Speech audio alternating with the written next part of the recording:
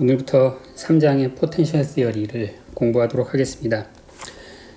자, 이제 수업을 들으시면 느끼게 되겠지만 3장에는 이제 상당히 복잡한 그런 계산을 수행하는데 무엇을 위한 계산이냐? 우리가 정전기 포텐셜을 구하는 계산들을 수행할 거예요. 자, 일단 그 내용이 상당히 복잡하기 때문에 우리가 어떤 계산들을 체계적으로 수행할 것인가에 대해서 전체적인 흐름을 이 페이지에서 정리하고 가겠습니다. 자, 정전기 문제를 푼다라고 하는 것은 뭐냐면은 공간상에 전하 분포가 주어져 있고, 이제 그 전하 분포로부터 우리가 임의의 지점에서 일렉트로스태틱 포텐셜을 구하는 게 포텐셜 시어리가 해결하고자 하는 문제죠. 이 두 개 사이의 관계식이 바로 포화송 방정식이죠. 포화송 방정식은 뭐냐면은 일렉트로스태틱 포텐셜의 라플라시안이 마이너스 입실론 제로분의 1의 전하 밀도와 이런 관계에 주어 있다. 이걸 푸는 거죠. 이 편미분 방정식을 풀이하는 거죠. 그럼 2장에서 우리가 배웠던 게 뭐냐면, 우리가 만약에 이 전하 밀도가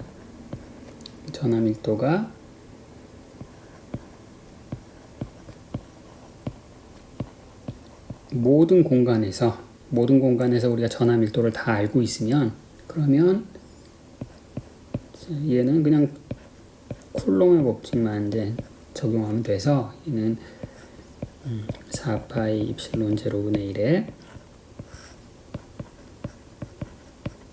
전체 공간에서의 전하 밀도를 그냥 1/r 포텐셜에 대해서 적분을 하면 되는 거였죠. 그렇죠? 자, 근데 만약에 전하 밀도가 전체 공간에서 알려져 있는 것이 아니라 어떤 제한된 공간 안에서, 어떤 이 제한된 공간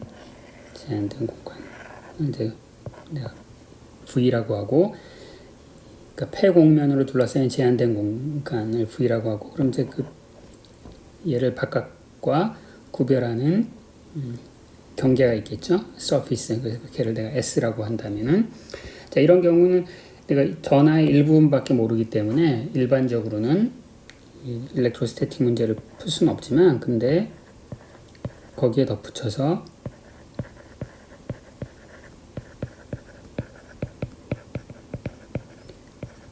그 경계면에서 바운더리 컨디션을 내가 알고 있다. 그럼 바운더리 컨디션을 아는 방법은 두 가지라고 했죠. 하나는 디리클레 바운더리 컨디션이라고 해서 경계면에서의 포텐셜을 알려주거나, 아니면 경계면에서 수직 방향의 그레디언트를 알려주는 노이만 바운더리 컨디션 둘 중에 하나를 알려주면, 그러면 이 경우에도 일렉트로스태틱 문제를 풀 수 있고, 우리가 이걸 해결하는 일반적인 방법을 우리가 그린 시어렘을 기반으로 지난 시간에 설명드렸습니다.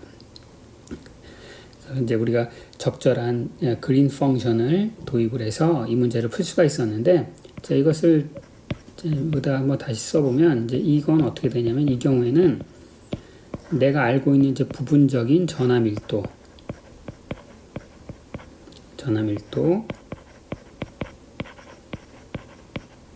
자, 전체 공간이 아니라 일부분.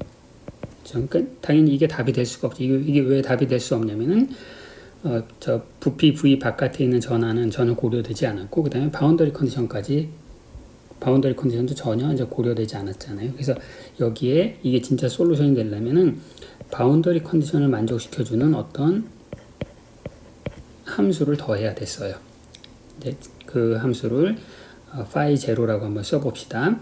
그럼 이 phi 제로는 어떤 걸 만족해요? 어떤 미분 방정식을 만족하냐면은, 얘는 얘는 라플라시안을 취하면 0이 돼야 되죠. 왜냐하면 왜 라플라시안 물론 이제 이 공간 안에서 왜 얘가 0이 돼야 되냐면은 이 전함일도는 포화성 분포를 만족해야 되는 포화성 방정식을 만족해야 되니까 여기다 라플라시안을 취하면 여기에서 뭐가 나와요? 전함일도가 나오죠. 그렇죠? 그러니까 여기서 이미 전함일도가 다 나왔으니까 여기서 전함일도가 나오면 안 되죠. 그렇죠? 그래서 이걸 만족해야 되고 이런 방정식 우리가 뭐라고 부르냐면은 이제 라플라스 방정식을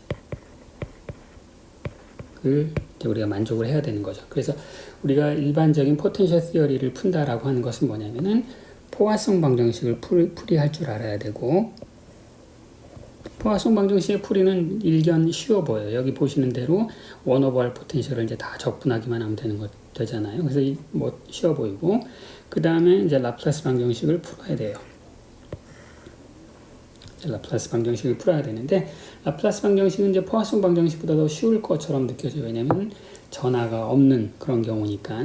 이제 그럼에도 불구하고 여러분 이제 보시게 되겠지만 챕터 3에서 이제 굉장히 복잡한 여러 가지 계산을 우리가 수행할 텐데 이제 그 이유는 뭐냐면은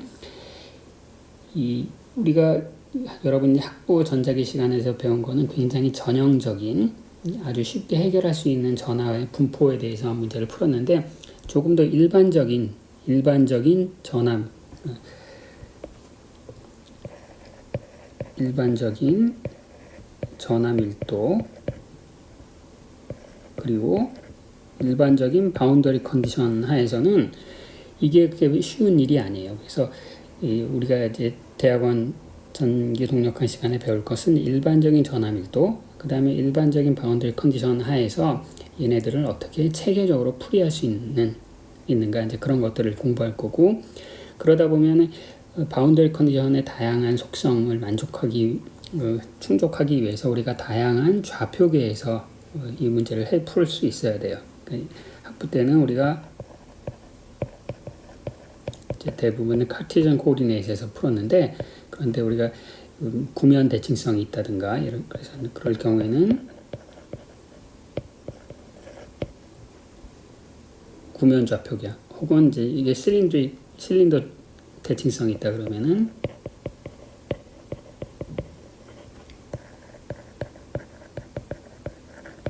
이런 각각의 좌표계에서 여기 있는 이제 포화성 방정식을 풀어주는 요 1/r 포텐셜 얘네들을 다양한 좌표계에서 자유자재로 표현할 수 있어야 되고 지금 여기 표현해드린 거는 카르티전 코오디네이트에서 가장 우리가 잘 다룰 수 있는 형태로 표현했는데 그것이 아니라 스페리컬 코오디네이트, 실린드리컬 코오디네이트에서는 쟤네들을 어떻게 표현할 수 있을까?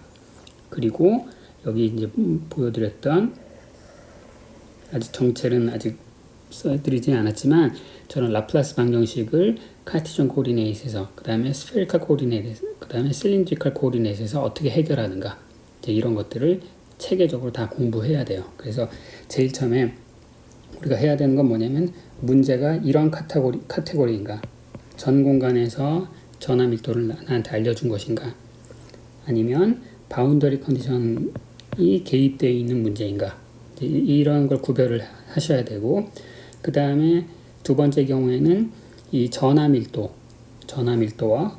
그리고 바운더리 컨디션이 어떤 대칭성을 갖고 있는가 그 대칭성에 따라서 내가 여기 이 1/r 포텐셜과 그 다음에 라플라스 방정식의 솔루션을 카르티전 코오디네이트에서 할 것인가 스페리컬 코오디네이트에서 할 것인가 실린드리컬 코오디네이트에서 물론 이제 좌표계는 이제 무한히 많이 있지만 이제 책에서 주로 다루는 건 이제 이 세 가지 근데 이거는 이제 학부 때 이미 거의 배웠기 때문에 이제 3장에서는 스페리컬 코오디네이트, 실린드리컬 코오디네이트에서 이 1/r 포텐셜과 라플라스 방정식의 해를 표현하는 방식을 이제 공부할 겁니다.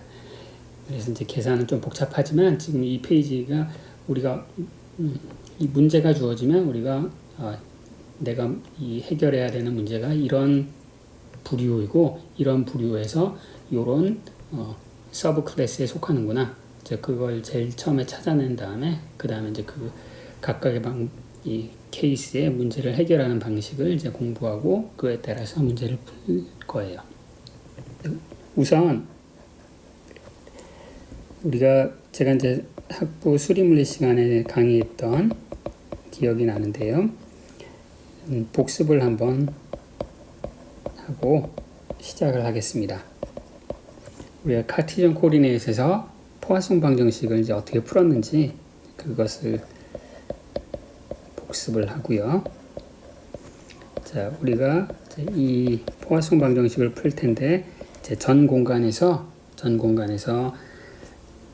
전하 밀도를 우리가 다 알고 있는 거예요. 그 이제 여기서 바운더리 컨디션이라고 하는 것은 이제 이 경우에는 의미 있는 바운더리 컨디션이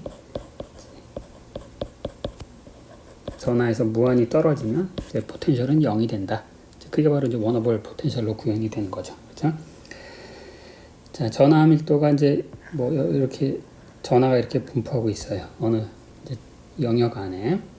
이제 그거 할 때 뭐 간편하게 하기 위해서 계산을 간편하기 위해서 이제 임의의 좌표를 제가 이제 도입을 할 거고요. 이제 카티전 좌표계를 이렇게 도입해 봅시다. 그러면 이제 여기가 원점이고요. 내가 원점에서 이만큼 떨어져 있는 이 지점에서의 일렉트로스태틱 포텐셜은 어떻게 계산하느냐? 그러면은 이 전하를 다 쫓아다니면서 내가 여기를 이제 R 프라임이라고 하면은 그러면 이제 여기 미소 인피니테시멀 볼륨 안에 이제 전하가 있겠죠. 걔가 만들어내는 일렉트로스태틱 포텐셜이 뭐예요? 뭐냐면은 4파이 입실론 0분의 1에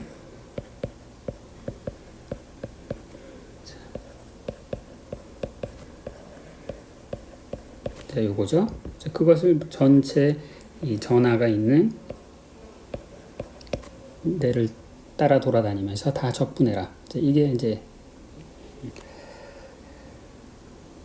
쿨롬 법칙의 이제 솔루션이죠. 그래서 이제 R 빼기 R 프라임이라고 하는 것이 이제 요 벡터가 되는 거죠. 그렇죠? 자, 그러면 요걸 이제 간단히 표현할 텐데 내가 요 두 벡터 사이의 사이각을 내가 세타라고 한번 해봅시다. 제가 이제 뭘 하고 싶은 거냐면 R 빼기 R 프라임 요곳에 이제 요 벡터 R 요거 벡터의 크기는 자기 자신과 자기 자신의 내적을 제곱근을 취하면 되는 거죠. 그럼 이제 R 빼기 R을 제곱을 하면 여기 R 제곱 더하기 R 프라임 제곱이 있고 그 다음에 마이너스 2배의 두 벡터 내적 그럼 2배의 R 프라임 코사인 세타 이렇게 되는 거죠. 그렇죠? 자, 그리고 편의상 내가 지금 이 전하가 분포하고 있는 요 R 프라임의 절대값이 R보다는 그 전하에서 충분히 멀리 떨어져 있는 곳에서만 제가 문제를 풀게요. 이 속으로 들어와도 아무 상관없는데 그냥 복습이기 때문에 간단하게 이제 이렇게 이것만 계산할 거예요. 자, 그럼 이제 내가 요 R을 바깥으로 뽑아내고요. R을 바깥으로 뽑아내면 얘는 1 마이너스 2배의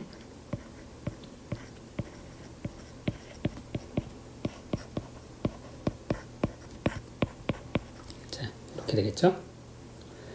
따라서 일렉트로스태틱 포텐셜은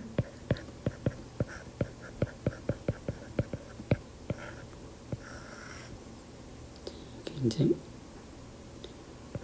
R이 하나 있고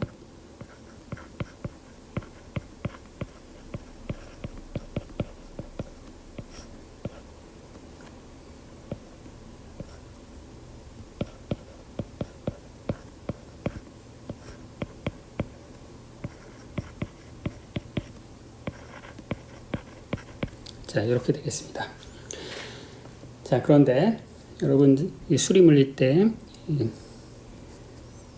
르장드르 폴리노미알을 이제 공부하셨을 텐데 르장드르 폴리노미알에서 여러분들이 이제 이런 항등식을 공부하셨어요. 어떤 항등식이냐면은 1 빼기 2x 코사인 세타 더하기 x 제곱분의 1은 얘는 x가 1보다 작을 때 얘는 어떻게 전개할 수 있냐면은 L이 0서부터 무한대까지 x의 L승 그 다음에 그 앞에 개수가 르장드르 폴리노미알의 코사인 세타를 대입함. 요거는 이제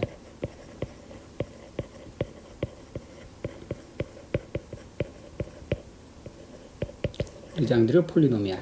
여러분 이제 수리물리 때 배우셨으니까 수리물리 자 이제 이걸 딱 듣고 르장드르 폴리노미알을 들어는 봤는데 내가 P0가 뭐고 P1이 뭔지 잘 기억이 안 나네. 이제 그 정도만 돼도 상관없어요. 르장드르 폴리노미알 내가 수리물리 때 배웠고 보아스 책 몇 챕터를 내가 열면 걔네들을 내가 다 찾을 수 있다. 그 기억이 있으면 이제 되는 거예요.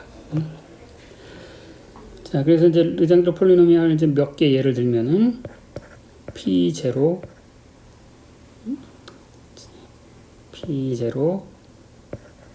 코사인 세타는 1이고 P1 코사인 세타는 코사인 세타 P2 코사인 세타는 2분의 1 3 코사인 제곱 세타 빼기 1 뭐 등등등 네, 이런 거예요.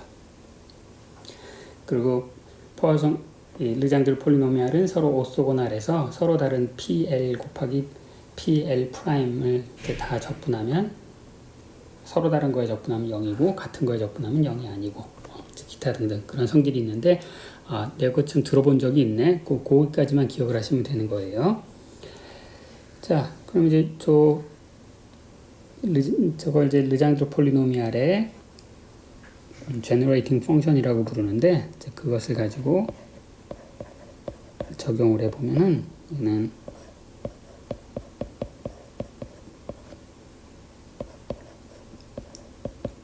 그 generating function 때문에 무한급수가 이렇게 나오고요.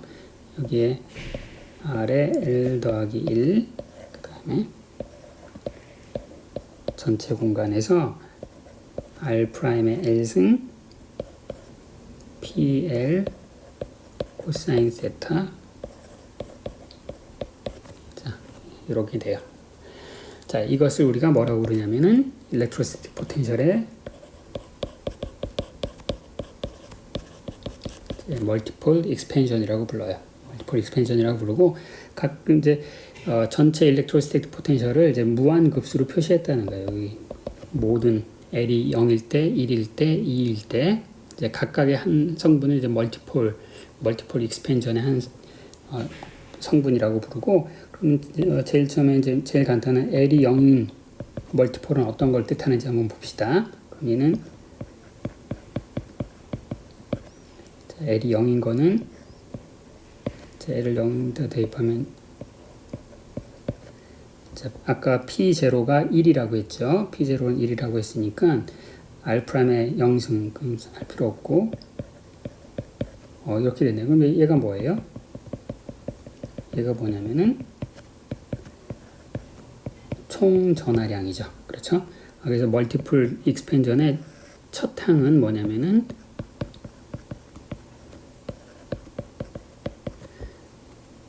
자, 원점에 마치 모든 전하가 하나의 점전하로 몰려있는 그런 전하의 분포가 만들어내는 그런 일렉트로스테이틱 포텐셜이네요. 그래서 이제 이런 걸 뭐라고 부르냐면 모노폴이라고 불러요.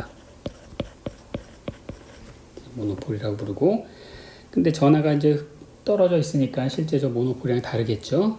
다르기 때문에 다른 이제 L이 0이 아닌 것도 막 살아나는 거죠. 그래서 L이 1인 걸 한번 표현해 보면 R 제곱분의 1이 있고요. 자, 그 R 프라임 그다음 P1은 P1 코사인 세타는 그냥 코사인 세타라고 했죠. 자, 이렇게 있어요. 자,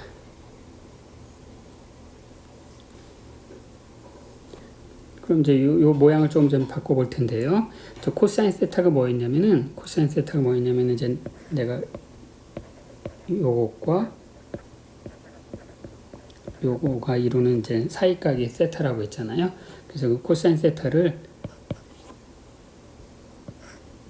없애기 위해서 내가 여기다가 r을 곱하고 r로 나눠주면 그러면 이제 여기 r 3승이 나오고요.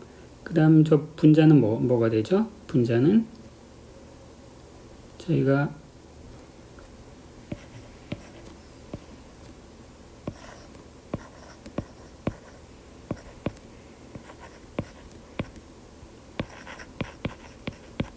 이제 요게 되는 거죠. 왜냐하면 이제 요게 r과 r'의 내적이잖아요. 그렇죠? 근데 적분은 r'에 대한 하는 적분이니까 여기 r분의 r 벡터는 적분 바깥으로 나가고 그래서 이제 적분 안에는 r' 벡터에다가 전하를 다 곱해서 적분한 거. 이게 이제 여러분 이제 중력 같은 거 할 때는 이게 무게 중심 같은 걸 구하는 건데 이 전하에서는 얘를 다이폴 모먼트라고 불러요. 얘를 P라고 쓰고 얘를 이제 다이폴 모먼트라고 불러요. 그럼 왜 다이폴 모먼트라고 부르냐? 그 L이 1일 때 일렉트로스태틱 포텐셜은 뭐 어떻게 생겼어요? 4파이 입실론 제로분의 1에 R 3승분의 R P인데 이게 뭐냐면 바로 일렉트릭 다이폴이 만들어내는 다이폴 필드였죠. 그쵸? 우리 챕터 1과 2에서 공부했었던 거예요. 그쵸? 그래서 이제 이것을 이제 다이폴 필드라고 부르고, 그 다음에 뭐 L이 2일 때 쭉 뭐 L이 2일 때 나오는 것을 이제 쿼드러폴이라고 부르고, 이건 여러분들이 수리물리 공부할 때 기억이 나실 거예요. 물론 이제 학부 전자 시간에서도 아마 배우셨을 거고요. 그럼 이제 이게 뭐냐면 이미 어떤 이제 전하 분포가 이렇게 있으면 이 전하 분포는 마치 전체 전하가 한 곳에 몰려 있는 것, 얘가 만들어내는 모노폴 필드, 그 다음에 전체 전하의 어떤 이 다이폴을 만들어내고 이 다이폴이 생성하는 다이폴 필드, 그 다음에 이거 어떻게 그림을 그려야 되나? 뭐 이렇게 이제 쿼드러플 모먼트에 의한 쿼드러플 모먼트, 뭐 이런 무한계로 다 전개할 수 있다. 이걸 멀티플 익스펜전이라고 부르고, 이게 왜 유용하냐면 모노폴 필드는 1/r에 미리하고 다이폴 필드는 r제곱, 얘는 이제 r3승. 그래서 우리가 거리가 충분히 멀어지면 우리가 이 복잡한 전하 분포가 만들어내는 것을 간단한 몇 개의 멀티플 익스펜전으로 잘 기술할 수 있다. 여러분 이제 기억이 나실 거예요. 그러면 우리가 이 학부 때 이걸 배웠는데 이거 다 끝난 거 아닌가? 다 끝난 거 아니에요? 이거 뭐 이렇게 일반적으로 구하는 걸 다 했는데 이거 뭘 더 하란 말이냐? 그렇지만 아직 이제 이건 단순하게 우리가 포멀 솔루션만을 구한 거고, 실제로 이 필드를 계산하려면 다이폴 모먼트도 우리가 계산해야 되고 쿼드러플 모먼트도 계산해야 되는데, 이런 것들이 다 이제 적분이란 말이죠. 적분. 자, 이 적분을 효율적으로 수행하기 위해서는 전하 분포가 보이는 어떤 대칭성이나 이제 이런 것들을 이용을 해야 될 텐데, 그래서 뭐 구면 대칭성이 있다 그러면 우리가 이것을 스페리컬 코디네이트에서 이런 계산을 수행을 해야 되고, 물론 이제 쿼드러플이 훨씬 더 어려운데, 이게 실린드리컬 시메트리가 있다 그러면 이제 걔네들을 또 실린더 좌표계에서 수행을 해야 되고, 뭐 이런 기타 등등을 이제 해야 되고, 그걸 지금 챕터 3에서 하겠다 이거예요.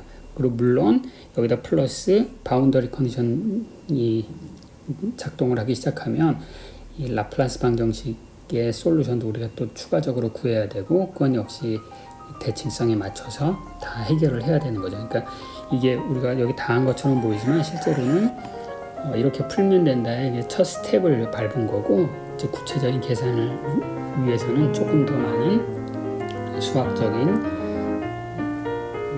테크닉이 필요합니다. 이제 그걸 계속 공부를 해 나갈 거예요.